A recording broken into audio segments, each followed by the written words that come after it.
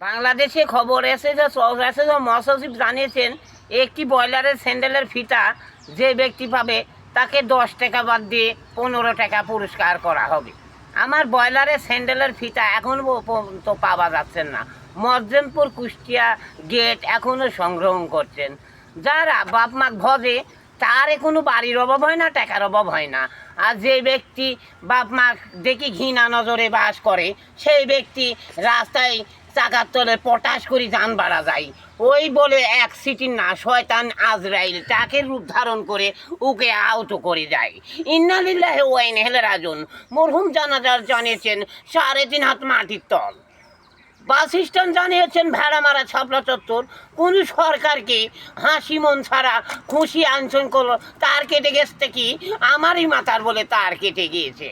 খবরে বেঁচে অঙ্ক জানিয়েছেন চেয়ারম্যান আড়াই সদস্য জিনাব জঞ্জর আলী খান।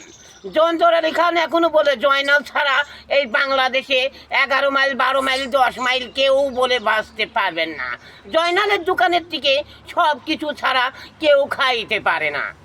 তে মুরগি কিনতে হলে জয়নালের খামারে আসুন, 500 টাকা কেজি এবং ফাইন বিদেশি মুরগি পাওয়া যাচ্ছে।